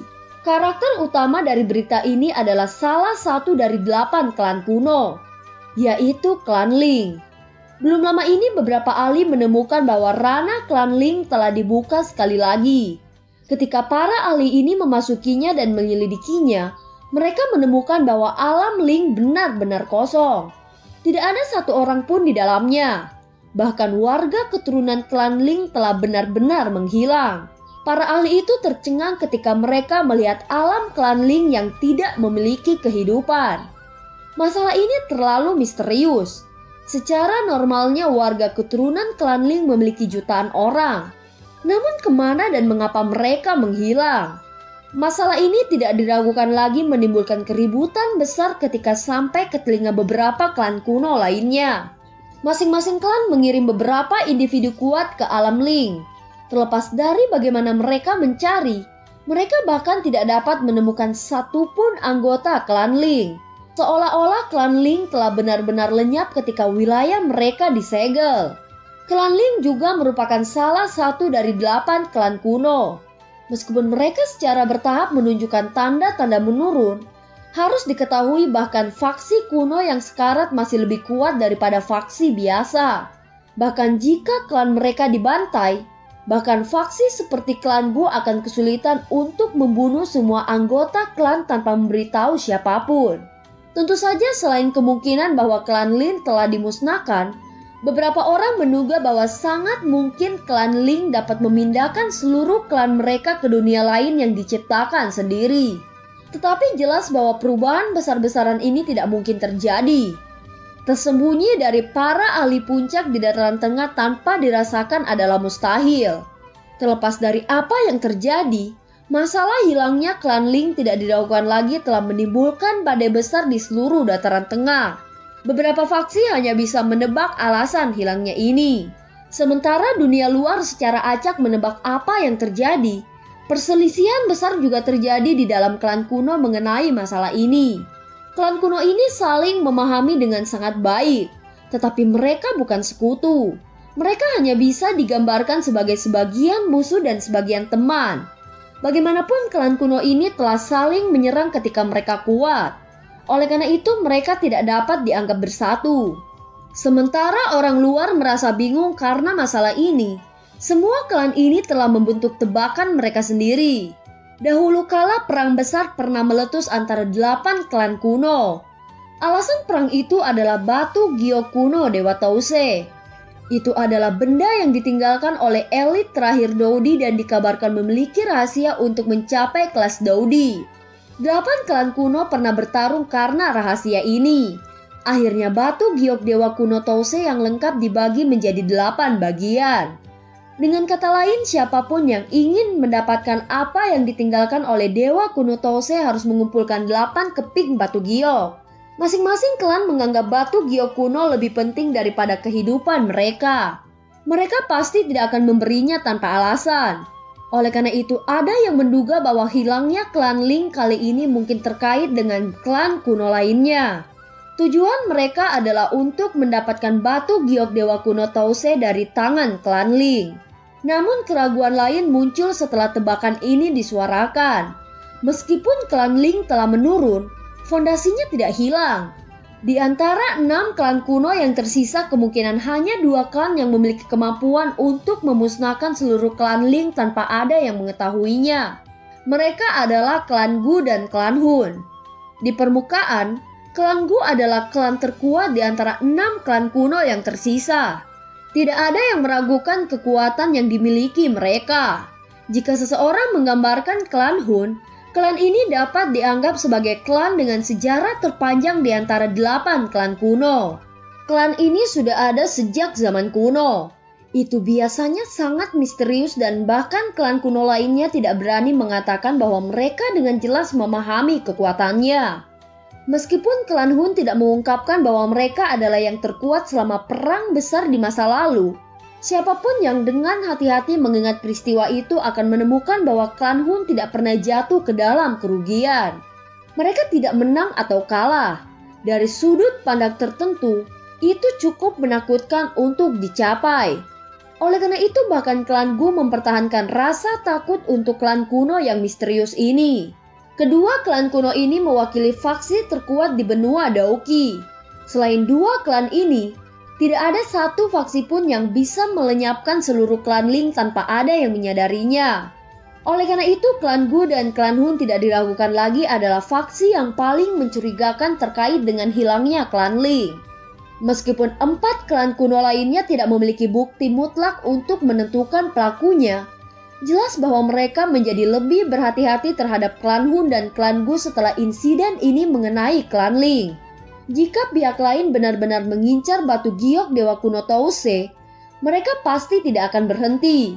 Karena mereka memiliki 4 batu giok kuno yang tersisa, salah satunya kemungkinan akan menjadi target berikutnya. Klan Gu tampak sangat tertekan saat mereka menghadapi keraguan yang muncul entah dari mana. Tetapi mereka juga memahami keseriusan masalah ini. Tindakan apapun yang mereka lakukan kemungkinan akan menimbulkan kecurigaan yang tidak perlu. Karena itu mereka hanya bisa diam. Pada saat yang sama klan Hun melakukan seperti yang selalu mereka lakukan. Mereka mengabaikan segalanya dan melakukan apapun yang ingin mereka lakukan. Bagaimanapun klan Hun tidak membutuhkan sekutu. Mereka tidak peduli dengan apa yang dipikirkan orang lain. Oleh karena itu masalah klan Ling secara bertahap ditekan karena kedua belah pihak terus diam. 6 klan kuno tidak memulai perang besar. Mengikuti aliran waktu, masalah ini tampaknya telah dilupakan oleh orang lain. Tetapi beberapa orang menyadari bahwa perpecahan telah terbentuk di antara 6 klan kuno. Dan semua klan mulai berhati-hati. Masalah klan Ling menimbulkan keributan besar di dataran tengah. Tetapi klan kuno biasanya tidak menonjolkan diri. Oleh karena itu keributan ini berlangsung selama setengah tahun sebelum berangsur-angsur berkurang. Ada kejadian menarik yang terjadi setiap hari di dataran tengah. Jadi ada banyak topik untuk dibicarakan. Bahkan masalah besar seperti hilangnya klan Ling tidak bisa terus menjadi topik yang dominan. Menyusul berbagai insiden menarik yang terjadi di dataran tengah, satu musim berganti ke musim lainnya. Sudah hampir 2 tahun sejak Soyan melakukan retretnya. Selama 2 tahun ini, belum ada tanda-tanda aktivitas dari gunung yang dalam tempat Soyan mundur. Rumput liar tumbuh dan menutupi batu besar selama 2 tahun ini. Para murid muda yang direkrut oleh Paviliun Bintang Jatuh secara bertahap menjadi murid senior. Generasi baru sekali lagi memasuki Paviliun Bintang Jatuh untuk memberikan darah baru bagi faksi ini. Setelah retret tenang Soyan berlangsung selama 2 tahun, bahkan beberapa tetua tamu mulai merasa sedikit pesimis. Bagian dalam gunung itu terlalu sunyi. Menerobos ke kelas Banseng akan menjadi peristiwa yang mengguncang bumi. Itu pasti akan menarik fenomena yang tidak wajar. Tetapi langit bahkan tidak mengisyaratkan kejadian aneh sedikit pun sejak Soyan melakukan retretnya. Mengingat mata tajam Yalau, dia secara alami dapat merasakan beberapa pemikiran yang dirasakan oleh sesepuh ini di dalam hati mereka. Namun dia tidak mengatakan apa-apa. Dia selalu mengadopsi kepercayaan terbesar ketika datang ke Soyan. Kembali ketika dia ditangkap oleh Hall of Soul. Soyan mengandalkan kekuatannya sendiri untuk sampai ke dataran tengah dan menyelamatkannya dari tangan Hall of Soul.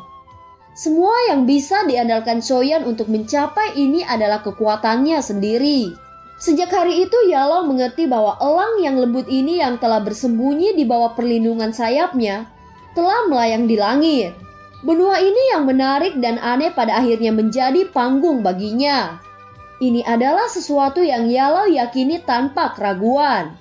Yalau mengamati pintu besar batu yang tertutup lumut di kejauhan. Itu lama kemudian sebelum dia dengan lembut menghela nafas pelan. Anak kecil, retretmu ini benar-benar mengkhawatirkan orang lain, ucap Yalau. Sinar cahaya tiba-tiba melesat dari kejauhan sementara Yalau menghela nafas dengan lembut. Sosok cantik yang halus muncul di belakang Yalau. Itu secara mengejutkan adalah Cailin.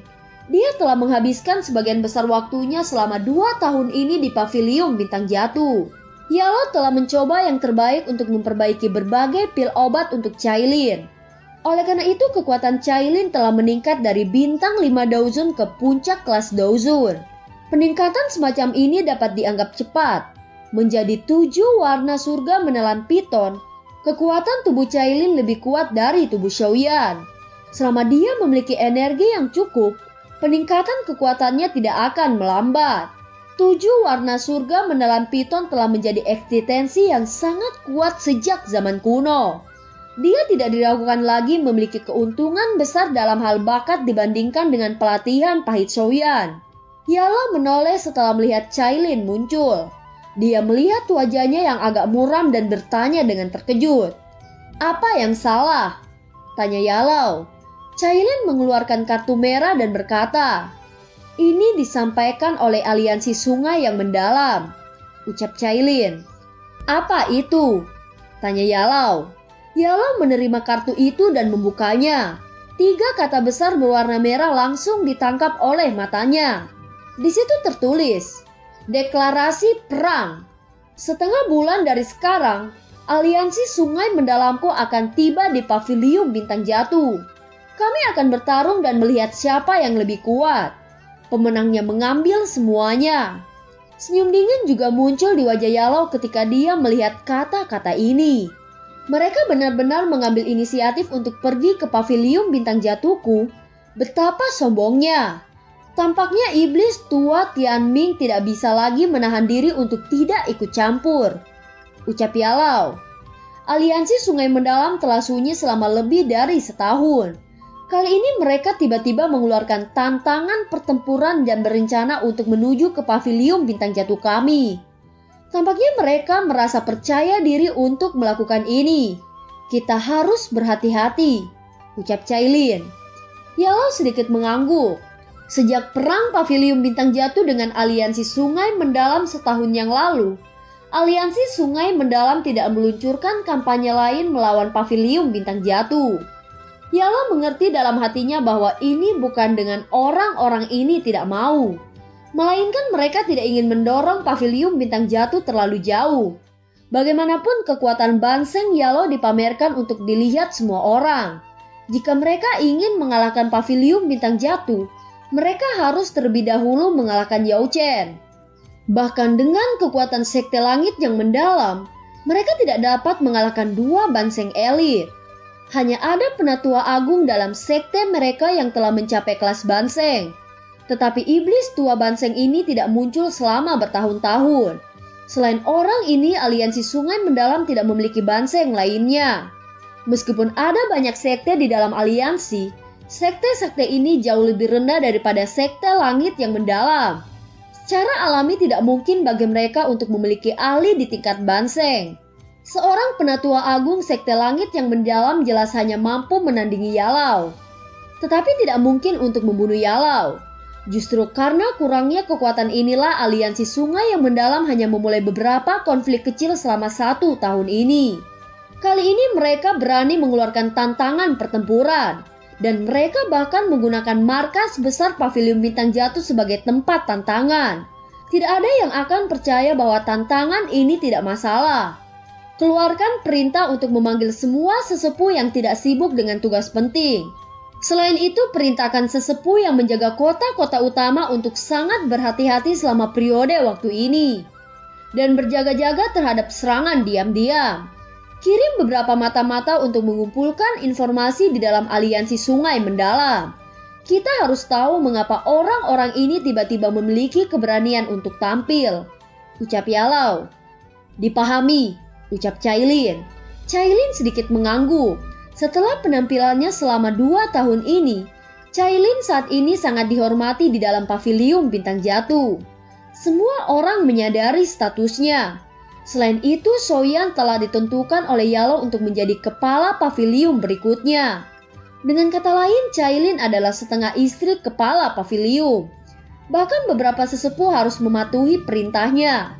Ketegasan yang kejam adalah sesuatu yang bahkan tidak bisa dibandingkan dengan beberapa pria. Yalo dengan dingin tertawa saat dia berkata, "Selama periode waktu ini, tingkat kehati-hatian di Paviliun Bintang Jatuh akan dinaikkan ke level tertinggi. Saya ingin melihat trik apa yang ingin dimainkan oleh iblis tua Tianming," ucap Yalo. "Apakah masih belum ada aktivitas dari Shouyan?" tanya Cailin. "Tidak perlu khawatir, tidak ada yang akan terjadi padanya. Menurut tebakanku, dia akan segera keluar dari retretnya," ucap Yalo. Cailin tertawa getir. Dia telah mendengarkan kata-kata ini cukup banyak selama 2 tahun ini. Ayo pergi. Masih banyak hal yang perlu kita persiapkan. Aliansi Sungai Mendalam telah datang dengan niat yang buruk, ucap Yalau. Mata cantik Cailin menatap pintu batu. Sesaat kemudian dia akhirnya menghela nafas, berbalik dan mengikuti Yalau. Namun tidak ada yang merasakan lumut di pintu batu besar itu bergetar segera setelah keduanya pergi. Sebuah garis kecil tiba-tiba muncul di pintu batu. Paviliun Bintang Jatuh masih tidak tahu mengapa aliansi Sungai Mendalam akan meluncurkan kampanye besar. Tetapi terlepas dari apa masalahnya, Paviliun Bintang Jatuh tidak akan mengungkapkan ketakutan apapun di depan orang lain. Berita bahwa ahli dari aliansi Sungai Mendalam akan berkumpul di Paviliun Bintang Jatuh telah menyebar. Oleh karena itu banyak orang bergegas ke Paviliun Bintang Jatuh selama beberapa hari ini. Semua orang mengerti bahwa konflik yang telah dialami selama 2 tahun ini telah menyebabkan aliansi Sungai Mendalam dan Paviliun Bintang Jatuh benar-benar menjadi musuh. Dengan situasi yang tiba-tiba ini terjadi setelah kedua belah pihak menekan diri mereka sendiri untuk waktu yang lama, itu pasti akan menjadi pertunjukan yang sangat spektakuler. Banyak ahli secara alami tidak ingin melewatkan situasi yang begitu menarik. Paviliun Bintang Jatuh tidak mengambil tindakan apapun untuk mengusir orang-orang yang bermaksud menonton pertunjukan setelah mendengar berita itu. Sebaliknya itu memberi Paviliun alasan untuk mengirim para ahli untuk mengawasi orang-orang. Siapapun yang bertindak tidak biasa akan diperlakukan seperti musuh dan dibunuh. Saat antisipasi banyak orang tumbuh, hari yang tertera di kartu tantangan perlahan tiba. Ada gunung yang sangat tinggi di mana aula utama Paviliun Bintang Jatuh berada. Lereng gunung ini sangat curam dan berbahaya. Sulit bagi orang biasa untuk menaikinya. Pada saat ini banyak orang berdiri di dalam alun-alun yang padat ini. Banyak aura kuat naik dan menyebar di langit. Semua orang tahu bahwa Paviliun Bintang Jatuh telah menjadi tempat yang sangat berbahaya. Selanjutnya orang-orang di alun-alun menunggu para ahli dari aliansi Sungai Mendalam tiba. Yalau berdiri dengan tangan di belakangnya di tengah alun-alun. Matanya tenang. Cailin, dokter peri kecil Kinglin dan beberapa tetua tamu dari Paviliun Bintang Jatuh berdiri di belakangnya. Barisan ini cukup untuk membangkitkan seruan beberapa pengamat di sekitarnya. Kami tidak berhasil mendapatkan banyak intelijen terkait dengan operasi Lembah Sungai Mendalam. Dikabarkan bahwa beberapa tetua di aliansi tidak tahu mengapa mereka menyerang, ucap Cailin. Yalau sedikit mengangguk. Mereka terlalu terdesak waktu. Memang agak sulit untuk mendapatkan informasi rahasia. Alam bintang telah memasuki keadaan siaga tinggi. Beberapa murid yang lebih lemah telah dipindahkan dan beberapa besar sesepuh telah dipanggil kembali. Semuanya sudah disiapkan. Sekarang kami hanya menunggu aliansi Sungai Mendalam datang, ucap Cailin lagi. Yalau melihat pintu masuk ke alam bintang dan dengan samar berkata, "Mereka ada di sini," ucap Yalau. Hati semua orang yang hadir menegang setelah mendengar kata-kata Yalau. Mata mereka berkumpul di pintu masuk alam bintang. Sebuah lubang besar perlahan robek di ruang itu. Segera aura mengerikan secara brutal menyerbu ke dunia ini. Tawa samar yang dipenuhi dengan rasa dingin yang gelap bergema di dalam alam bintang. "Yao Chen, sudah bertahun-tahun sejak terakhir kali kita bertemu. Bagaimana kabarmu?" Setelah mendengar suara seperti guntur ini bergema di udara, orang bisa melihat sejumlah besar orang berkerumun melalui celah spasial. Mereka muncul di langit di atas alun-alun dalam beberapa kilatan. Doki di dalam tubuh semua tetua Paviliun Bintang Jatuh mulai beredar. Mata mereka dipenuhi dengan kehati-hatian. Yalau perlahan mengangkat kepalanya. Matanya melihat ke tempat pemimpin kelompok besar itu. Wajahnya tidak memiliki banyak kerutan. Jika bukan karena aura tua yang memenuhi mata birunya yang berkilauan, tidak ada yang akan menganggapnya sebagai iblis tua yang telah hidup selama ratusan tahun.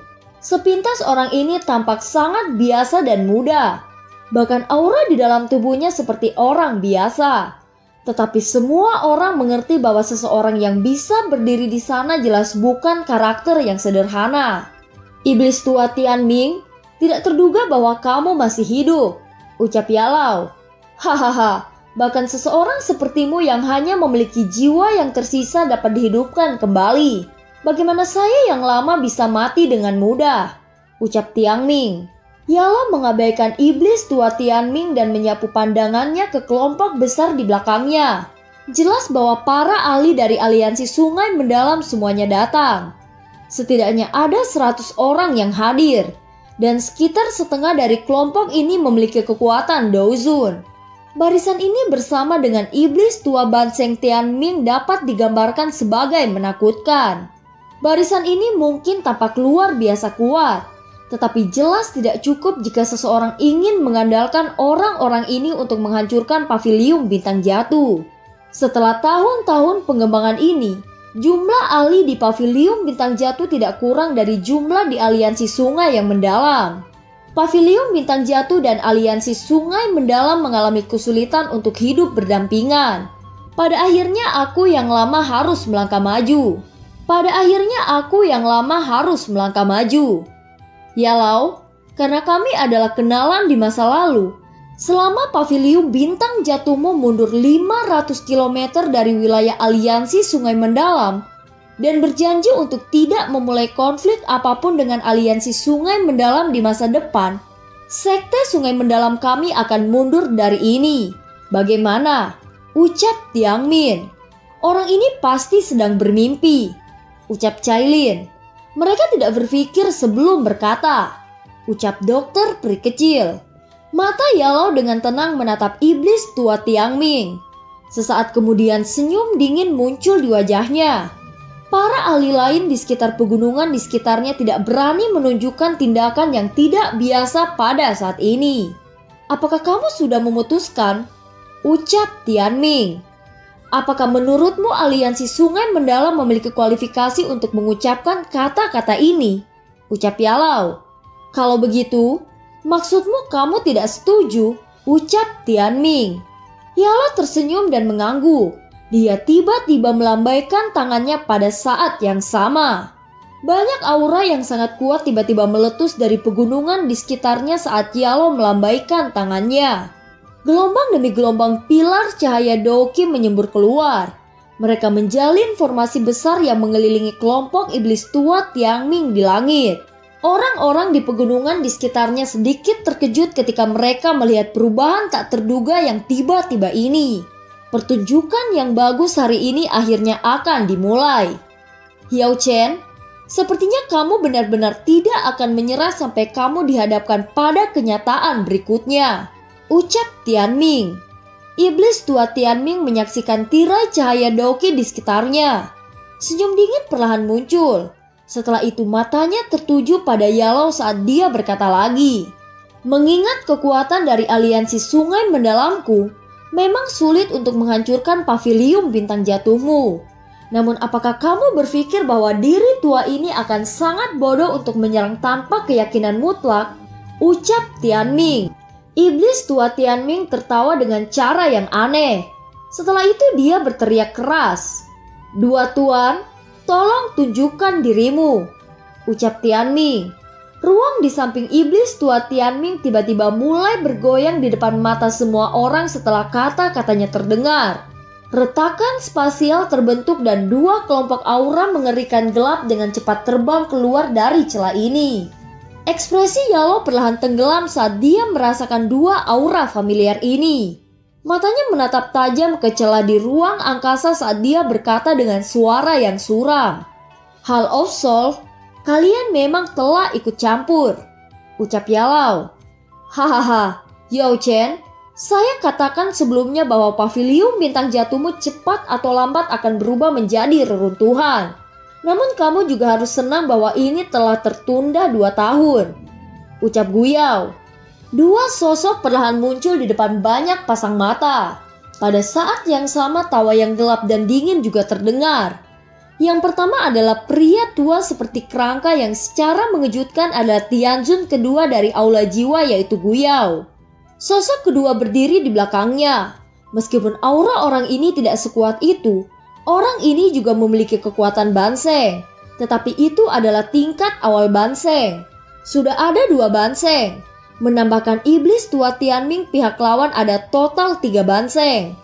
Barisan ini secara menyebabkan banyak orang menghirup udara sejuk dengan lembut. Wajah beberapa sesepuh dari paviliun bintang jatuh mulai memucat. Yao Chen, apakah kamu perlu mempertimbangkan kembali kondisi yang saya tawarkan sebelumnya? Ucap Tianming. Tuan Yalao, tidak ada gunanya mengakui kekalahan. Mengingat metode aula jiwa dan aliansi sungai mendalam, tidak mungkin bagi mereka untuk terus membiarkan kita bertahan hidup. Sekarang kita tidak punya pilihan lain selain melawan mereka sampai mati, ucap Cailin. Para ahli paviliun bintang jatuh di sekitarnya memandang Yalao dan menunggu keputusannya. Yalao dengan lembut menghembuskan nafas. Sesaat kemudian dia mengangguk. Karena ini masalahnya, ayo bertarung dengan mereka, ucap Yalao. Ekspresi ganas muncul di wajah Yalao setelah dia mengucapkan beberapa kata terakhir itu. Sepertinya paviliun bintang jatuh ini lebih memilih untuk mandi darah, ucap Tianming. Itu sangat bagus. Ada banyak ahli yang hadir di sini. Kami akan mendapatkan banyak jiwa pada pertempuran ini, ucap Guyao. Yalao menatap kelompok Guyao. Dia berbicara dengan suara yang dalam. Tinggalkan Guyao dan iblis tua Tianmin untuk saya tangani. Cailin, Qinglin, dokter peri kecil, kalian bertiga akan memblokir banseng satunya, ucap Yalao. Ekspresi kelompok Cailin berubah ketika mereka mendengar bahwa Yalao berencana untuk melawan 2 orang sendirian. Meskipun Yalao adalah banseng tingkat tinggi, baik iblis tua Tianming maupun Guyao tidak lebih lemah darinya. Yalao akan dirugikan jika keduanya bergandengan tangan. Yalao melambaikan tangannya. Dia jelas menyadari resikonya, tetapi dia tidak punya pilihan lain saat ini. Seorang elit banseng adalah tekanan yang sangat besar dalam pertarungan semacam ini. Jika 2 banseng dari aula jiwa ini diizinkan untuk menyerang para ahli lain dari paviliun bintang jatuh, itu tidak diragukan lagi akan menjadi pembantaian sepihak. Jika pembantaian terjadi, paviliun bintang jatuh akan benar-benar runtuh. Oleh karena itu dia harus melawan banseng pihak lain dengan cara apapun. Yalao tidak mengatakan apa-apa lagi setelah itu. Tubuhnya bergerak dan muncul tidak jauh di samping iblis tua Tianming dan Guyao. Doki yang mengerikan menyebar dari tubuhnya dan mengunci keduanya. Yao Chen, kamu benar-benar arogan untuk berpikir bahwa kamu dapat memblokir kami berdua sendirian, ucap Tianming dan Guyao. Yalao mengabaikan ejekan mereka. Doki yang menakutkan dan menekan berlama-lama di sekujur tubuhnya. Doki ini menyebabkan ruang itu sendiri terus-menerus terdistorsi. Menyerang. Jangan bunuh mereka yang menyerah. Sebaliknya bunuh semua orang yang memiliki sikap keras kepala, ucap Tianming. Mendengar teriakan dingin dari iblis tua Tianming, banyak ahli dari aliansi sungai mendalam segera mengungkapkan keinginan membunuh mereka. Banyak doki yang agung meletus dari segala arah. Pada saat yang sama banyak ahli di sisi paviliun bintang jatuh mulai mengedarkan doki mereka. Pertarungan ini berlanjut sesaat sebelum teriakan ganas tiba-tiba terdengar. Banyak ahli dari aliansi sungai mendalam melintas dan berubah menjadi banyak sinar cahaya yang menuju ke alun-alun dengan kecepatan seperti kilat. Banyak ahli dari paviliun bintang jatuh juga maju ke depan. Mereka bentrok dengan para ahli dari aliansi sungai mendalam di udara. Dan ledakan yang mengguncang bumi meletus di seluruh tempat ini. Orang-orang di sekitarnya buru-buru mundur ke kejauhan saat mereka menyaksikan perang besar ini. Hahaha. Saudara Guyao, mari kita juga bertindak untuk menghabisi orang tua Yao Chen ini, ucap Tianming. Guyao mengangguk dengan sikap gelap setelah mendengar kata-kata Tianming. Dia telah berencana untuk meretakkan paviliun bintang jatuh 2 tahun yang lalu. Tetapi karena beberapa skema di klan, dia tidak punya pilihan lain mengesampingkan masalah itu. Sekarang beberapa dari skema itu telah berkembang. Dia akhirnya dapat menemukan kesempatan untuk memberi tahu klan dan memimpin Tianzun ketiga. Hahaha, sudah bertahun-tahun sejak aku bertarung. Bahkan tulangku sedikit berkarat. Namun bisa menggunakan banseng tingkat tinggi setelah keluarnya retretku membuatku sangat berharga, ucap tua Tianming. Dia tertawa dengan cara yang aneh. Kakinya tiba-tiba melangkah di udara saat Doki yang mengerikan menyapu keluar. Tubuhnya melintas dan muncul di depan Yalau. Tangan putihnya menembus ruang kosong dan meraih tenggorokan Yalau. Yalau mendengus dingin ketika dia merasakan serangan cepat dari Tianming. Dia tidak menghindari serangan itu. Sebaliknya tinjunya yang berisi kekuatan menakutkan tanpa ampun menyerang kepala iblis tua Tianming. Dari kelihatannya dia berencana untuk menukar satu kehidupan dengan kehidupan lainnya. Hahaha, hidupku jauh berharga daripada hidupmu, ucap Tianming. Dia dengan cepat menarik cakarnya dan menarik kembali dengan kecepatan seperti kilat, menghindari pukulan Yalau dalam prosesnya. Yalau hendak mengejar setelah pukulannya melesat ketika kabut hitam tiba-tiba menerkam. Jeritan menyedihkan dipancarkan dari kabut hitam. Rantai hitam menembus kabut dan memotong ruang di sekitarnya, membentuk banyak garis retakan hitam. Ekspresi Yalau gelap dan dingin. Tangan besarnya meraih ruang kosong di depannya. Ruang itu sendiri tiba-tiba terdiam, memukul mundur rantai hitam itu. Pada saat yang sama tubuhnya melintas dan dia menyerbu ke dalam kabut hitam. Tinjunya dengan marah menghantam ke tempat tertentu dalam kabut hitam. Suara teredam segera dipancarkan saat pukulannya mendarat. Segera setelah itu tubuh Guyao keluar dari kabut hitam. Meskipun mereka bertiga adalah banseng tingkat tinggi, Yalau memiliki keunggulan yang tidak dimiliki banseng biasa karena kekuatan spiritualnya jauh melebihi mereka. Manfaat kekuatan spiritual seseorang saat bertarung melawan orang-orang dengan level yang sama akan memungkinkan seseorang untuk mendapatkan keuntungan. Kejutan melintas di mata iblis tua Tianming ketika dia melihat Guyao dipaksa kembali oleh Yalau. Dia segera berteriak dengan suara yang dalam. "Serang bersama!" teriak Tianming. Ekspresi Guyao gelap saat dia mengangguk. Keduanya menyerang pada saat bersamaan. Doki yang mengerikan muncul menyapu langit saat bergegas menuju Yalau. Ruang besar runtuh selama pertukaran yang menakutkan ini. Sementara Yalau menahan iblis tua Tianming dan Guyao, Tianzun ketiga dari Hall of Soul telah melihat pertempuran kacau di bawah. Dia akan membantu tiba-tiba serangan petir 7 warna menyambar dari langit. Serangan mendadak ini menyebabkan mata Tianzun ketiga menjadi dingin. Dia melambaikan lengan bajunya dan dengan paksa menghancurkan petir itu. Matanya mengikuti serangan itu di mana dia melihat ular piton 7 warna sepanjang 10.000 kaki. 7 warna surga menelan piton, ucap Tianzun ketiga. Ekspresi terkejut melintas di mata Tianzun ketiga setelah dia melihat ular sanca besar ini. Dia baru saja akan menyerang ketika pilar coklat keabu-abuan selebar 10 kaki meledak dengan eksplosif. Aroma racun mematikan di pilar itu membuatnya mengerutkan kening. Dia mengepalkan tangannya dan ruang itu sendiri dipadatkan. Dia segera menjentikan jarinya dan menghancurkannya. Tubuh racun yang menyedihkan, ucap Tianzun ketiga. Segera setelah menghancurkan pilar Daoki yang berisi racun mematikan, sebuah suara misterius tiba-tiba ditransmisikan dari depannya.